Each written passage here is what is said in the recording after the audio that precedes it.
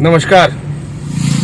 एक बार फिर एक नए वीडियो के साथ आपके सामने, और जरूरी वीडियो, झारखंड की राजनीति से जुड़ा हुआ एक आवश्यक वीडियो। क्या है ये? आप भी जानते ही होंगे कि झारखंड में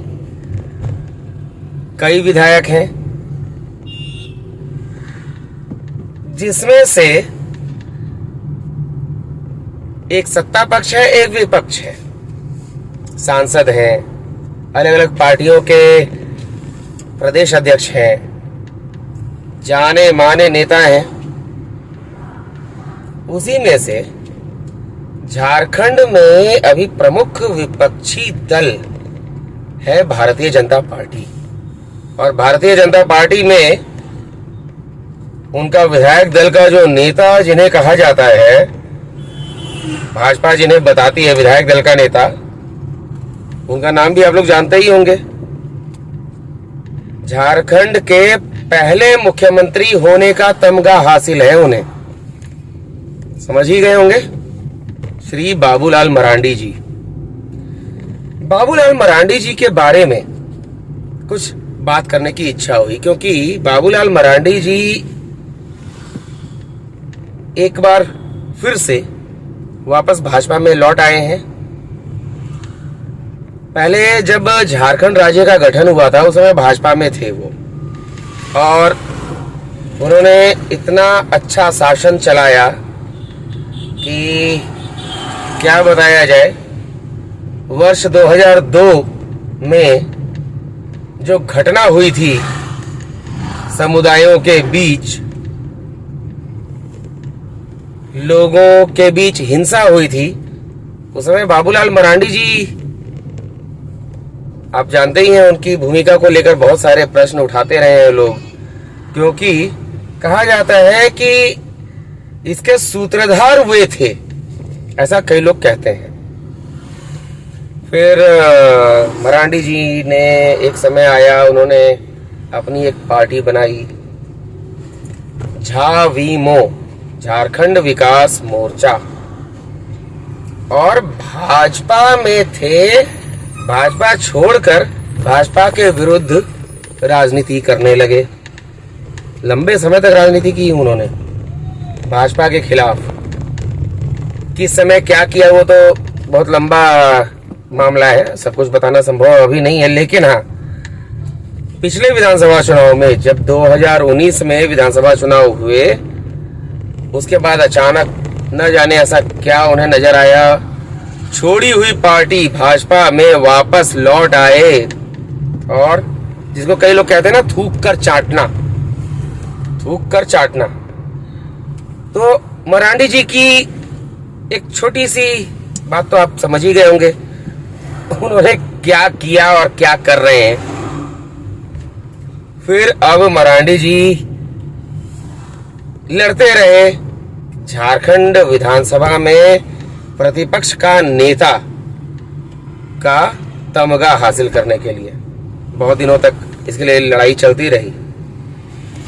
अभी मरांडी जी एक नए क्या उसको कहें, नई योजना, नए प्लान को लेकर चल रहे हैं।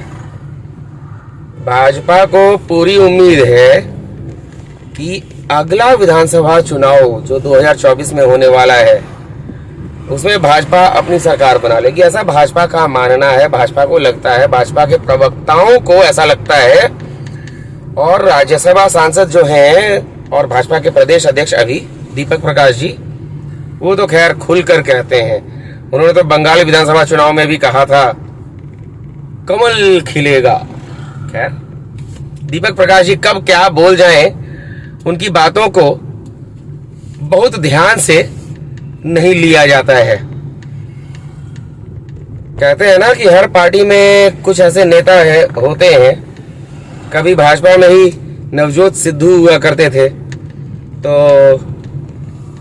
इनका, दीपक प्रकाश जी का बोलने का स्टाइल जो है, तरीका जो है, ऐसा लगता है कि वो भाजपा के दूसरे नवजोत सिद्धू बनने की कोशिश करते हैं। सोच सोच कर बातों को ऐंठ ऐंठ कर बोलना। खैर, बात दीपक प्रकाश जी की नहीं हो रही है। उनका भी मानना है कि भाजपा जीतेगी और सरकार बनाएगी, और उसका मुखिया कौन होगा? सीधी सी बात है, मरांडी जी सपना लेकर बैठे हैं। लेकिन क्या ऐसा लगता है अभी तक भाजपा ने ऐसा किया क्या है, भाजपा के नेताओं ने क्या किया है यहाँ की जनता के लिए विपक्ष में रहते हुए, जिससे जनता उन्हें चुने? खासकर बाबूलाल मरांडी जी, आपसे प्रश्न है, आपने क्या ऐसा किया है? आपको तो अपना मोबाइल नंबर तक याद नहीं रहता, आप सरकार क्या चलाएंगे? आपको याद होगा एक बार आपसे मुलाकात हुई थी, जब हमने पूछा कि जरा नंबर बताइए, आपका उत्तर क्या था याद है? नंबर में तो खुद ही बीमार रहता हूं, मुझे तो अपना नंबर ही याद नहीं है। अब आप बीमार रहते हैं, आपको अपना नंबर याद नहीं है, तो आपको ये कैसे याद रहेगा कि कब मंत्रिमंडल की बैठक बुलानी है, कब किस जगह पर हस्ताक्षर करना है, कब कहां क्या भाषण देना है? आप तो खुद कबूल चुके हैं कि आपकी याददाश्त कमजोर है, आप बीमार रहते हैं। सरकार कैसे चलाएंगे? जब आपको कुछ पत्रकार मित्र आपसे मिलते हैं, बात करते हैं कि 15 अगस्त आ रहे हैं मरांडी साहब, अच्छा दशहरा आ रहा है, तो थोड़ा विज्ञापन हो जाता है। नहीं नहीं नहीं नहीं, हमने तो विज्ञापन हम दे चुके हैं पेपर वालों को, वो बाकी लोग देख लेंगे, मैं नहीं दे, मैं ये सब नहीं करता। यही है ना आपका तरीका? आपको तो ये भी याद नहीं है कि आपने किसको विज्ञापन दिया, नहीं दिया, या देना है कि नहीं देना है।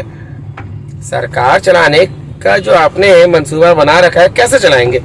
बस ये मैं केवल नहीं जानना चाहता, जनता जानना चाहती है।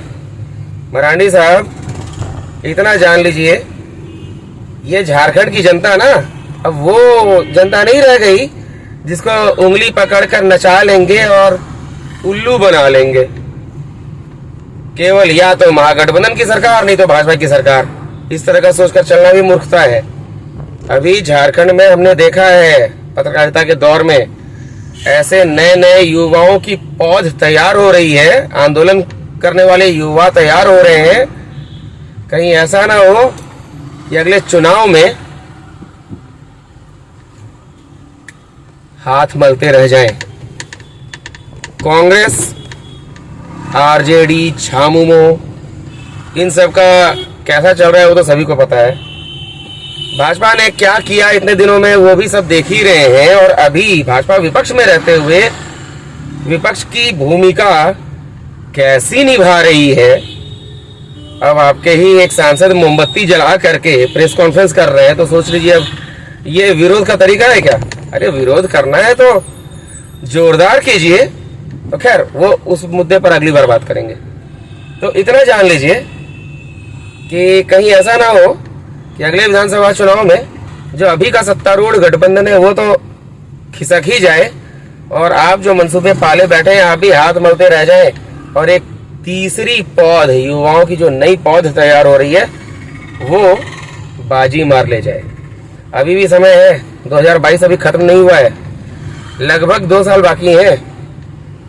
अगर सत्ता में वापसी करनी है तो जनता के हित में काम कीजिए, और हाँ, पत्रकारों पर भी ध्यान दीजिए। केवल अखबार वाले और टीवी वाले ही, खाली अखबार और टीवी वाले ही पत्रकार नहीं होते हैं।